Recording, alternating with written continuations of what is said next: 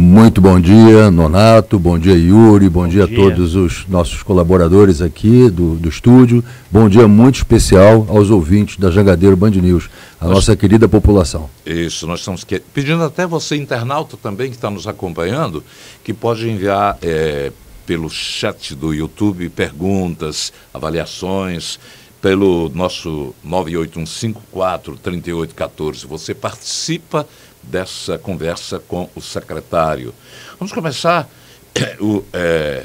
começamos o dia com um evento de entrega de viaturas. É hoje? Já aconteceu, Nonato. Aconteceu. Entregamos agora 60 viaturas agora pela manhã.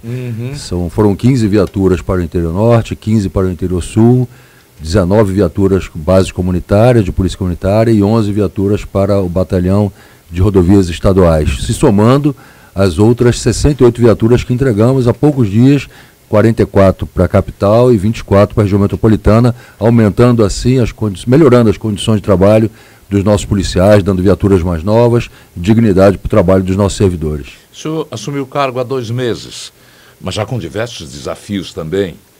Qual é a sua primeira avaliação do cenário cearense nesse momento? Olha, Nonato, obrigado pela pergunta, e essa pergunta me permite fazer uma avaliação em 2 sentidos, né? O primeiro, do desafio, né? Um cenário complexo, mas era algo que eu já acompanhava de longe um pouco e também acompanhava vendo esse drama da violência urbana no Brasil. Então o Ceará, infelizmente, está acompanhando uma tendência no Brasil, em alguns estados um pouco mais, outros um pouco menos, mas o fenômeno dos grupos criminosos que oferem lucro com a atividade ilegal do tráfico de drogas, ele já é internacional. E se eles não respeitam fronteiras, que dirá divisa entre os estados. E esse conflito entre esses grupos aumentou muito a letalidade, né? Há uma instabilidade, houve dissidência, e esse conflito aumentou muito essa taxa de morte violenta. Por outro lado, aí vem o aspecto bom, que é ter encontrado, né, um governador que me convenceu no convite pela sua determinação de enfrentar o crime, de aparelhar as instituições, as forças de segurança e o desejo de ver um Ceará mais tranquilo e com mais paz. Paralelamente a isso, aí eu encontrei as forças de segurança extremamente motivadas, profissionais, homens e mulheres valorosos, com muita vontade. Eu consigo perceber no olhar, ao cumprimentar cada um, o seu desejo de também poder contribuir para um Ceará mais tranquilo. Ninguém quer essa manutenção desse status quo de uma violência tão elevada. Então, é um trabalho diário, dia e noite, 24 horas, para frear aquele crescimento que estava em curso e, em breve, com muita luta, a gente começar esse declínio, começar a diminuir essas taxas de violência. O senhor fez uma citação aí de que, hoje em dia, os municípios lidam com a nacionalização do crime, as facções, a internacionalização por causa do tráfico de drogas. Sim. E alguns municípios ainda atuam como se estivéssemos no ano 50, 60, 70 com policiamento de rua. Policiamento de rua é necessário, a gente sabe. Policiamento de quarteirão, a expressão é nossa antiga aqui. Né? Não, de quarteirão era do interior antigamente. Olha, vocês vão para o quarteirão, tal. E aí eu lhe pergunto, nós estamos enfrentando a evolução da criminalidade, por que a insegurança não dá trégua no Estado, diante de tanto investimento que está sendo feito, diante de tanto... seria necessário também a necessidade de um aprimoramento acadêmico da Polícia Militar e da Polícia Civil? Olha, eu encontrei profissionais muito bem preparados, mas eu jamais vou dizer que a gente está o suficientemente preparado. Jamais. Sempre cabe conhecimento, sempre. Eu mesmo há 2 anos estava concluindo mais uma pós-graduação, me especializando em liderança e gestão.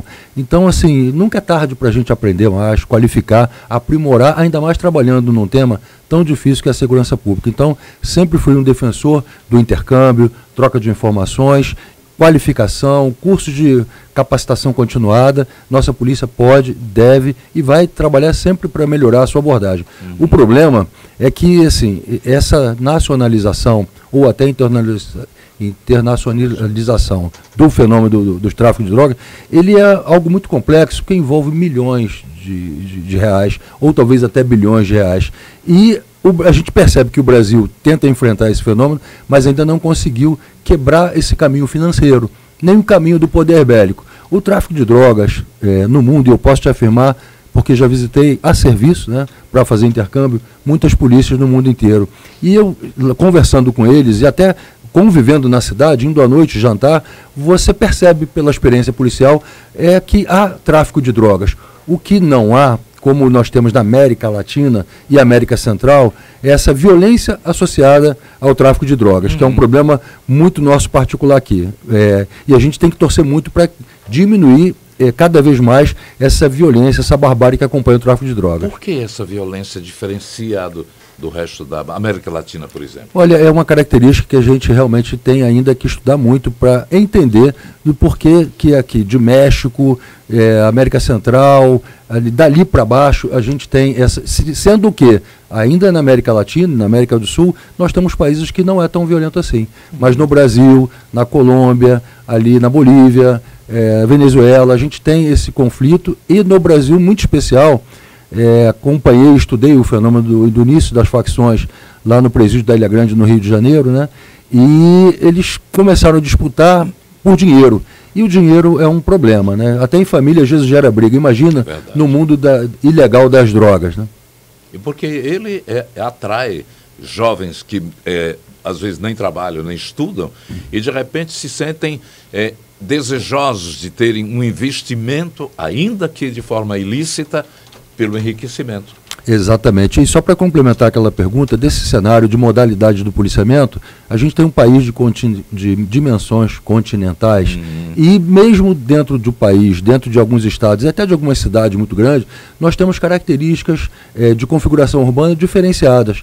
Para isso, a polícia militar, a polícia civil e as instituições de segurança têm que estar preparadas para adotar modalidades diferenciadas de policiamento. Então, há espaço ainda muito grande para o policiamento comunitário, para o policiamento de bairro, assim como há, infelizmente, a necessidade ainda de muito policiamento especializado, que são aqueles policiais mais preparados para o maior enfrentamento. Essa é a dinâmica da nossa sociedade, para a qual as forças de segurança têm que estar preparadas para enfrentar essa realidade. Atualmente o estado do Pará, isso aqui eu estava vendo ontem, o Anuário Brasileiro de Segurança Pública, o estado do Pará ocupa a melhor posição no ranking entre aqueles que apresentam melhor qualidade do serviço policial. O que é que estão fazendo lá? O senhor tem informação? Olha, eu tenho informação de alguns projetos que eles fazem na área de segurança pública, mas também voltada para um eixo de proteção social. Pronto. Eles têm lá um programa chamado Usinas da Paz, que é muito interessante. Inclusive, vou dar aqui uma informação bem interessante. Eu estou trazendo para a Superintendência de Pesquisas da Secretaria de Segurança, Juliana Barroso, que é uma pesquisadora, uma pessoa muito qualificada nesse meio acadêmico e de ensino nas polícias militares, já foi diretora de ensino da Secretaria Nacional de Segurança, foi subsecretária de Educação, Valorização e Prevenção no Rio de Janeiro, e acompanhava o professor Ricardo Balestério, uma pessoa que a gente admira muito, nesse programa de Usinas da Paz do Pará. Então ela vai cerrar fileira conosco na qualificação das pesquisas de políticas públicas e nos ajudar a estabelecer estratégias, melhorar as que nós temos e estabelecer novas estratégias para o enfrentamento a essa violência. Perguntas, Yuri? Secretário, o senhor falando sobre o Brasil, tamanho do Brasil, né, e a dificuldade justamente desse combate, não seria, então, caso nacionalizar a segurança pública, tirar essa responsabilidade das polícias militares? Eu acho que não precisa chegar a esse ponto de nacionalizar. Eu acho que em alguns aspectos, o governo federal centralizar e assumir algum protagonismo em medidas estruturantes, eu sou totalmente favorável. E acho que a gente está caminhando para isso. A proposta do ministro Lewandowski, no sentido de constitucionalizar o Sistema Único de Segurança Pública, é uma ideia louvável, que merece aplausos, porque eu, como operador do sistema e estudioso do sistema há muitos anos, sempre fui um crítico ao financiamento da segurança pública. Os estados têm a folha de pagamento muito pesada, investem e remuneram, sustentam as polícias civil, militar, penal e mais todas as outras pastas de secretarias. Mas medidas estruturantes, vou dar um exemplo claro, que é uma carência nossa hoje brasileira. Eu penso que o governo federal poderia assumir esse compromisso, mesmo que até pedisse contrapartida aos estados, que é integração de base de dados e tecnologia de ponta para ajudar os estados, não só para as forças de segurança federais, a Polícia Federal, a Rodoviária Federal, a própria Sistema Penitenciário Federal, mas hoje nós temos 27 unidades nesse país, continente que nós temos, cada estado tem algumas bases de dados e a gente tem dificuldade de forma célere, conseguir essa informação, quem é aquela pessoa que foi presa naquele momento, de onde ela veio, qual a identidade dela, já cometeu outros crimes, é reincidente, não é, como fazer com ela numa audiência de custódia, solta por aquele crime, mantém preso porque ela é perigosa para a sociedade, porque o ato praticado foi muito violento. Então hoje nós temos essa carência muito grande, que é base de dados, com dados que possam ser permeáveis, com níveis de acesso, com auditoria, mas não pode, numa audiência de custódia, ou o delegado, na hora de autuar um flagrante de um criminoso, não saber quem é aquela pessoa, de onde ela vem, qual é essa identidade. Ah, eu vim de outro estado, dá um nome, não apresenta identidade, às vezes não tem a digital ali por algum problema na pele, e aí a gente fica sem saber quem é aquela pessoa. Dificulta, né, a investigação, essa falta de padronização. Individualizar, né, essa presença estatal para aquela pessoa que acabou de praticar um delito. O senhor falando sobre só aproveitando aqui para puxar a pergunta dos ouvintes, o senhor falando sobre investigação, e hoje se fala muito, né, justamente na inteligência, nessa pesquisa, nessa investigação, né, mas os ouvintes, eles mandam muito a questão de ver a viatura na rua, de ver operações, né, o senhor defende que sentido, né, até que ponto essa questão mais ostensiva? Olha, eu defendo os dois, porque no modelo brasileiro de duas polícias, uma que faz a ostensividade, que é a Polícia Militar, e a outra que investiga, que é a Polícia Judiciária, a Polícia Civil, esse modelo requer a ênfase no patrulhamento, na visibilidade da polícia, com seu giroscópio, viaturas, fardamento, moto, cães, helicóptero, para ela poder impedir, né, a audácia do crime, o acontecimento, inibir o criminoso, mas também, como uma cultura nossa brasileira, para, através da sua presença, provocar uma maior sensação de segurança. As pessoas no Brasil acabam se sentindo seguras somente quando veem agente público fardado ou uma viatura. Então, é muito necessário não só estar presente através da sua ostensividade, mas também com operações de repressão qualificada para que o criminoso se sinta impedido, limitado na sua locomoção para a prática do crime. Por outro lado, a Polícia Civil, que é a Judiciária, né, e a Polícia Federal, a Polícia Judiciária da União, precisam trabalhar com muita inteligência, com a investigação, para apresentar ao Ministério Público e ao Poder Judiciário aquela pessoa e com as provas de que aquela pessoa é que praticou determinado delito. Secretário, diariamente nós recebemos mensagens de ouvintes falando exatamente que há lugares recorrentes da violência, assalto, furto, onde são constantes, também homicídios. Existe um mapeamento dessas áreas? O senhor se deparou com um mapeamento? Existe, sim. É um trabalho feito e muito bem feito pela Superintendência de Pesquisas da Secretaria de Segurança. Esse software que ela utiliza e ela fornece por nível estratégico, ele está à disposição de batalhões e delegacias para mapear e georreferenciar o delito no espaço e no tempo, que horas foi e onde aconteceu, para facilitar o planejamento operacional e também para subsidiar as investigações. Então nós temos isso sim. Tem ouvinte aqui, o Rafael Freitas. Secretário, a região metropolitana é palco das grandes ações criminosas, calcaia, está sendo falado aqui. O Ricardo Ebert vai mais longe e pergunta, já está na hora de pedir a Força Nacional? Acho que não, né? Olha, a gente quer dizer o seguinte para a sociedade, né? Nossas polícias, nossas forças de segurança estão trabalhando com muito empenho. Deu um orgulho danado ao chegar aqui, perceber como o nosso servidor, nosso policial, nossa policial, perito, perita, bombeira, acadêmico, servidor da superintendência, eles são muito aguerridos, sabe?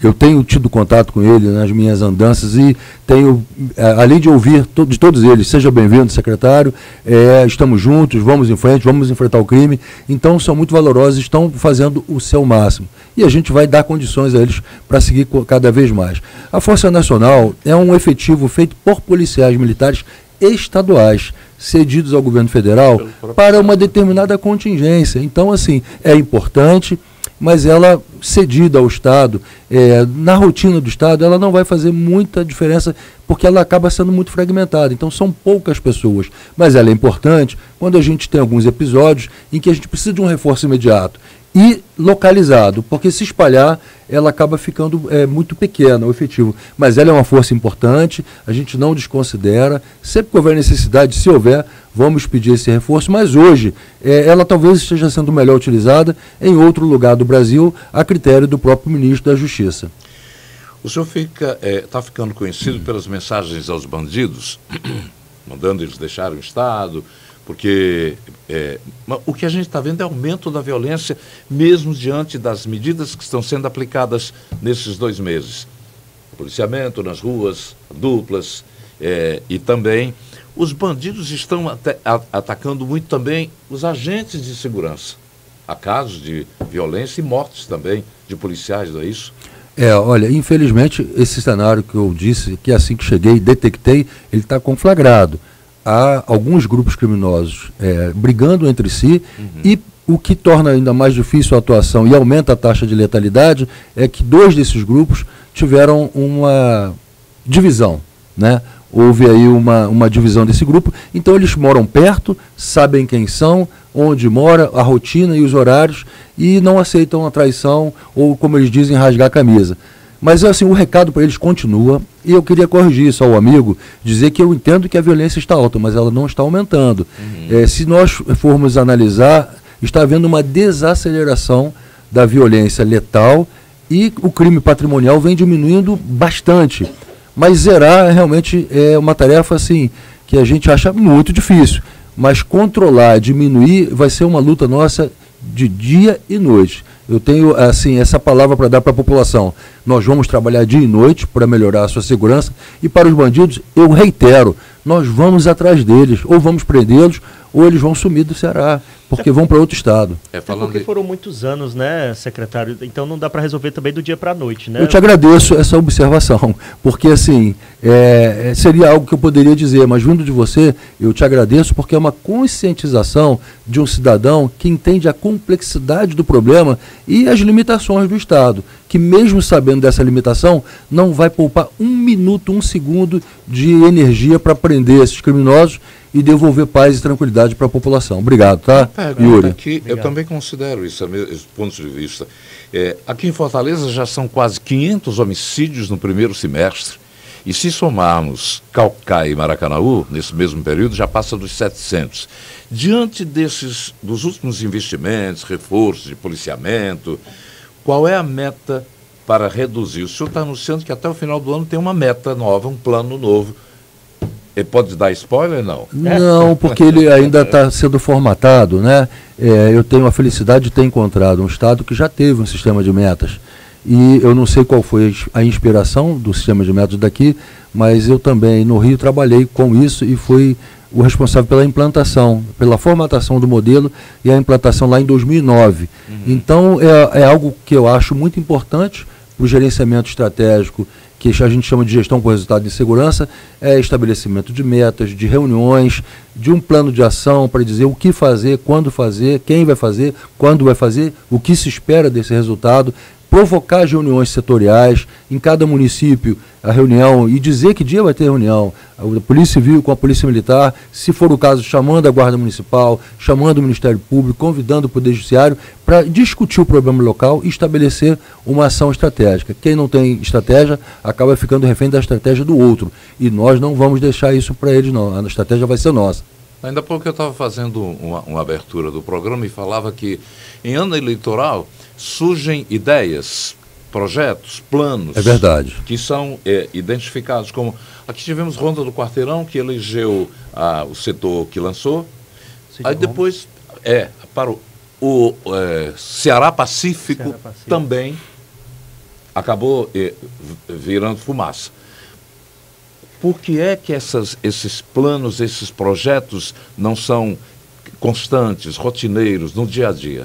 Eu não sei lhe dizer em relação aos projetos do passado, mas eu posso dizer que uma das coisas que nós conversamos quando o governador me fez o convite é que ele não gosta de espuma, de fazer nada que seja espuma, que gosta de projetos consistentes e que tenham a capacidade de se perpetuar, de serem mantidos. Eu gostei muito de ouvir isso, porque para nós que somos da área do operadores do sistema, tudo que a gente quer é alguém, o gestor público que decide o orçamento, que perceba um bom projeto e aporte recurso de maneira que ele possa continuar existindo no tempo e não seja descontinuado. Então a gente tem todo esse cuidado de não ficar prometendo nada que não possa ser concretizado e de dar sequência ao que vem dando certo sem a preocupação de um nome diferente para batizar. O que a gente quer é que a população esteja mais segura, sabendo que os indicadores estão elevados, mas também percebendo que a tendência de redução desse crescimento mostra que está num caminho certo. Agora, é muito bandido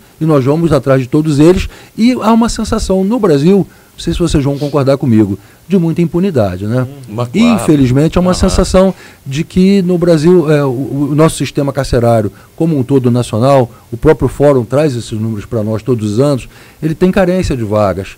Então eu sou um defensor de que as vagas devam existir, porque se a pessoa comete um crime muito grave e por falta de vaga ela vai ficar cometendo outros crimes, e como é que a polícia tem que trabalhar quantas vezes para essa pessoa cumprir determinada pena pelo crime que ela praticou, né? Então é necessário aumentar vagas, mas também dar dignidade ao preso, dignidade às pessoas, colocar vagas em sistemas que possam receber e dar oportunidade a esse preso de ficar segregado, mas tratado com dignidade, com capacitação e uma oportunidade futura de progredir de regime.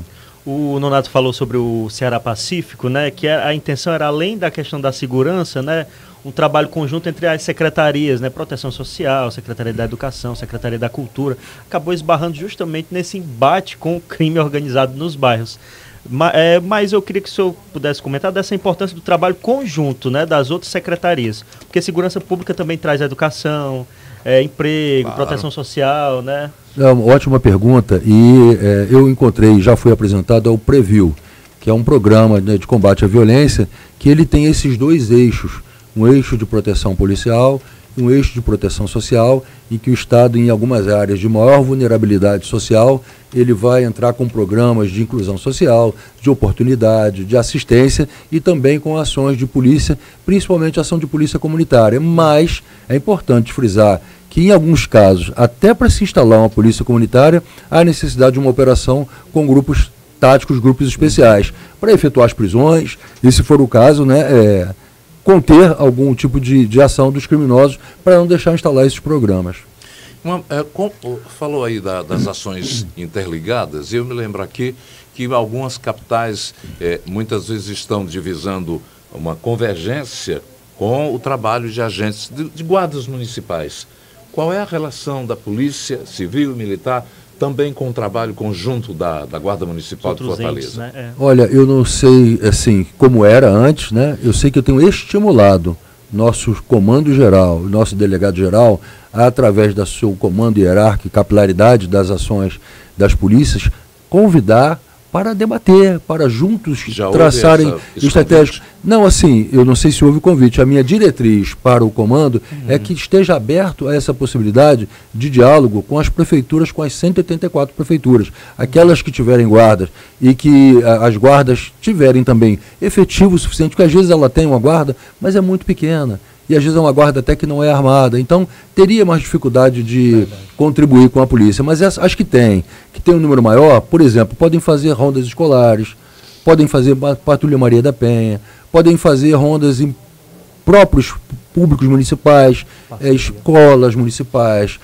hospitais municipais. Então, pode contribuir sim muito. E dividir a atuação, né? Com o sistema de metas que a gente espera implantar, né, até o final do ano, esse estímulo vai ficar muito mais fácil, porque a gente vai estabelecer periodicidades de reuniões. E nessas reuniões são reuniões para discutir o problema local. Lá em Acaraú, lá em Crateús, o comandante com os delegados vão se discutir e, se encontrarem uma causa social para a violência local, vão convidar atores locais, secretário municipal, o prefeito, ou o promotor, ou o juiz, convidar, né, para uma reunião para discutir aquele fenômeno e dizer de que forma, é de todos, né? Todos, né? Exatamente. O senhor falou ainda há pouco que o problema não é só de um Estado, mas é um problema nacional. pragmaticamente, na sua opinião, o que fazer para diminuir, frear a violência no Brasil? Pragmaticamente, eu vou lhe dar 4 eixos e para explicar cada um deles eu teria uns 30 minutos, mas eu sei que eu não vou ter esse tempo todo. Mas eu vou dar os eixos. Precisamos combater o poder bélico dos criminosos. Nós aprendemos, no Rio de Janeiro eu apreendia 24 armas de fogo por dia. Aqui no Ceará a gente apreende 16 armas de fogo por dia em média. Então tem que combater o poder bélico. Por que tanta arma e munição? Por que tanta arma e munição na mão desses criminosos? É algo que a gente precisa enfrentar essa realidade. Eu, por onde passei, instituí a Desarme, Delegacia Especializada de Armas, Munições e Explosivos, que é para dar para um determinado grupo da Polícia Civil a missão de investigar os armeiros particulares, armas clandestinas, quem está fazendo, qual é a rota do crime, quem está comercializando, e aqui nós vamos ter uma Desarme também. A outra coisa, além do poder bélico, é o financiamento da segurança pública. Segurança pública é um dever do Estado, direito e responsabilidade de todos, mas precisa investir em tecnologia, integração de base de dados e equipamentos para essa instituição, seja lá qual for, PM, civil, bombeiro, perícia, ter condições para trabalhar. Terceiro, a ausência do Estado, lato sensu. Eu sei. Né? Eu posso dar exemplo da morte de Dom Philip e daquele indigenista e do jornalista britânico. Né? Lá no meio da Amazônia, eu fui dar uma aula e pesquisei bastante aquele tema e encontrei uma fala, inclusive de um senador, dizendo que assim, não via o Estado presente. E onde o Estado não está presente, o crime se instala. Não há vácuo desse poder. Então, de forma geral, vou dar um outro exemplo. Um exemplo mais carioca. Né? A falta de fiscalização do controle do solo urbano faz prosperar em grupos criminosos que começam a extorquir pessoas da região. Verdade. Então, e já é comum isso aqui. Poder bélico, financiamento, a presença do Estado em seus mais diversos setores e, por último, a impunidade. Nós temos que combater a impunidade. Esse é o ponto mais eu deixei por último, não por acaso. Nós precisamos combater a impunidade. O criminoso no Brasil não pode achar que vai cometer um crime, principalmente um violento, e ficar impune. Não pode achar. Eu sou radicalmente um crítico desse sentimento de impunidade que paira em todos nós, né? Em quem é vítima, em quem é criminoso, em quem é estudioso, em quem opera. É quase uma unanimidade que impera uma impunidade. Então, mas não cabe a mim tão somente. Assim, uma discussão nossa, nacional. O que fazermos para que o sistema acolha esse criminoso com dignidade, mas também diga a ele, olha, se cometer um crime, vai pagar, você não vai ficar impune, não. Secretário, o pessoal está mandando muito aqui, né, da insegurança na região metropolitana, em especial Caucaia, e a gente teve aquele caso recente do casal lá no Cumbuco, né? Isso. Quais são as avaliações que o senhor tem até agora, em relação à investigação também, né? Porque as novidades é do caso que ele chegou com dinheiro, teve alguma informação nesse caminho, né? Houve alguma informação privilegiada, que eles estavam com dinheiro em espécie ali, e a Polícia Civil, mais uma vez, deu uma resposta rápida e já prendeu 3 dos autores. Né? Então eram 4 praticando ali no local e nós já prendemos 3 pessoas, a gente está no encalço desse 4º elemento. Mas Caucaia é sim uma preocupação. Detectamos de imediato esses hotspots, né, esses pontos mais quentes do crime, e Caucaia era um deles, e determinei imediatamente, aliás, não só determinei, como fui até lá. Antes mesmo de tomar posse, eu estive lá numa sexta-feira, rondando lá para conhecer a realidade local, conversar com os policiais, e percebi a dificuldade. É muito grande geograficamente, né, tem bastante área rural, e a gente precisa realmente ter um olhar cuidadoso. Estamos tendo esse olhar cuidadoso. Determinei ao comandante da PM, e ele assim o fez, que fizessem um reforço no patrulhamento para que assim diminuísse a possibilidade da ação entre eles. Mas aquele fenômeno das facções, dos grupos, onde houve dissidência, fez com que as pessoas que hoje são inimigas lá no crime morassem tão próximas e como se tivesse essa facilidade de cometer o crime. Mas como eu vou combater isso? Identificando e prendendo. Porque só a saturação, o reforço do patrulhamento, ele não é o suficiente, mas ele é importante nesse momento. Mas quando esse reforço sai, eles aproveitam essa oportunidade. Então, nós vamos identificar essas pessoas, bater na porta, quantas vezes for necessário para entregar esse preso à justiça. Agora é interessante essa dissidência, eu vou falar até caso próprio, né? Eu moro lá na região. Mudança de bairro. Eu vou fazer academia no bairro tal. Não, mas não pode entrar. Tem uma questão... Pertence a outra facção. Eu troquei de academia, tive que fazer aqui em Fortaleza. Se morador realmente ocupa um território que é de um grupo, o outro é vizinho, também não pode. E o senhor falando em facção, e já aparece também, em busca de arregimentar pessoal, uma facção da Paraíba, Al-Qaeda. Nova Al-Qaeda, né? Hein? Nova Al-Qaeda, Nova Al-Qaeda. Que está, inclusive, oferecendo, arregimentando o pessoal para que se integre ao grupo, oferecendo vantagens. E isso, muitas vezes, na cabeça de quem não pensa, acaba se situando por lado, se bandeando, né? Pois é, esses bandidos também vão ter o tratamento rigoroso da lei aqui no estado de Ceará. Eles vão voltar de onde vieram ou vão ser presos aqui. Esse é o recado para eles. Mas, realmente, eles exercem um poder de sedução para esses jovens, que aí não têm perspectiva, às vezes sem uma base mais estruturada do que quer ser no futuro, acabam vendo naquela vida ali intensa e louca do crime, uma sedução, é uma pena. Por isso o Estado precisa ter programa do Eixo de Proteção Social para apresentar uma outra alternativa para esses jovens. E o governo tem, e vai apresentar, e tem feito bastante coisa. Ontem mesmo teve uma inauguração em Messejana, de mais um projeto de inclusão social. Que bom que essa consciência já está entre as autoridades governamentais, porque é através exatamente de uma proteção social nesse sentido, protegendo, no sentido de oferecer educação de qualidade, esforço para que as famílias das comunidades mais carentes, vulneráveis, possam também ascender. E a gente evitar que cada vez mais esses grupos criminosos atuem nesses locais onde muitas vezes a ausência do Estado se faz. Perfeito, concordo, número, grau e gênero com o senhor, Nonato, porque esse é o nosso grande desafio, sabe? A gente trabalha com diversos públicos, de diversas gerações, e a gente tem criminosos, né, a partir de 18 anos, abaixo de 18 anos ele comete um ato infracional análogo a um crime, e a lei dá um tratamento muito diferenciado para esse jovem abaixo de 18 anos, mas muitos deles já estão praticando crimes, matando pessoas, com arma na cintura, e a polícia lidar com esse cenário. Então, ao mesmo tempo que a polícia tem que tentar prevenir e prender essas pessoas, o outro eixo do Estado precisa dizer para ele, olha, esse não é o melhor caminho, a sua vida vai ser curta aí. Então, venha estudar, venha praticar um esporte, venha para uma atividade cultural, e tem uma outra opção de vida que você vai ter uma vida mais longa e com mais saúde, mais sucesso, né? Secretário, a gente já está quase encerrando, mas fazer uma pergunta aqui. O senhor falou que visitou a cidade de Caucaia, né? O senhor visitou outros municípios? Como é que está esse mapeamento de regiões, né, que precisam de mais atenção? Interior, né, também? Sim, Cariri, sim. Fui em outros municípios, sim. Tive com o governador lá em Acaraú, inauguramos uma delegacia, e também fomos a Crateús, onde inauguramos uma outra delegacia. Ou seja, estivemos já rodando no interior e pretendo visitar muitos outros. E o fato é que essa presença desses grupos envolvidos com o tráfico de drogas, ele está espalhado no Brasil inteiro, e o Ceará está dentro do Brasil, então não seria diferente. Mas também nós temos policiais civis e militares, a perícia, os bombeiros, espalhados por todo o estado, e essa semana mesmo nós tomamos uma medida estruturante importante.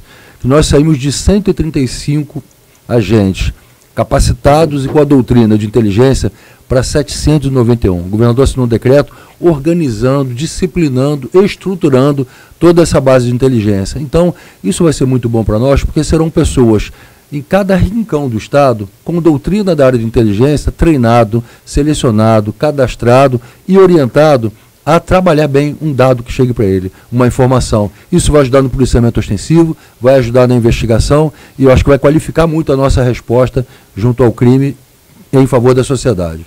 A última pergunta, secretário, o senhor falou da questão de minar a renda, né, dessas organizações. Não seria a hora de um debate saudável, né, sem a questão política, sobre legalização das drogas? O que o senhor acha a respeito disso? Olha, o debate no campo da sociedade civil, ouvindo especialistas de todas as ordens, inclusive policiais, eu acho válido sempre e para todos os temas, porque é no diálogo, é com a tolerância e o respeito à opção do outro que a gente vai avançar no Brasil. Então, esse diálogo e o debate ele é sempre válido, até chegar principalmente ao Poder Legislativo, que vai reger as nossas condutas através das leis, decretos e outros atos normativos. Então, esse debate ele passou da hora de acontecer, é importante que ocorra. E nós, como operadores, precisamos de segurança jurídica para trabalhar.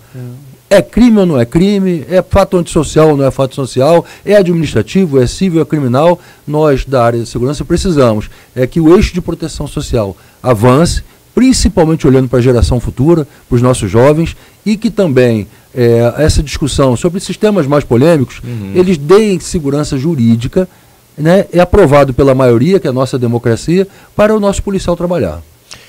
Eu estou satisfeito com a sua vinda aqui, que me dá uma esperança. Obrigado. Eu sei que só são 60 dias. Mas parecem 600. Já parece 600. Eu terminei um comentário hoje dizendo que no meio de tantas mortes, esperamos que a esperança seja a última a ser noticiada.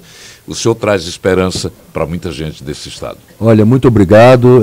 Fiquei muito satisfeito com a nossa conversa aqui. É o diálogo que vai nos conduzir para um futuro. E eu queria deixar uma mensagem final para os nossos ouvintes, de que assim, tem uma esperança. Eu sei que a vida não é fácil, que o crime está presente.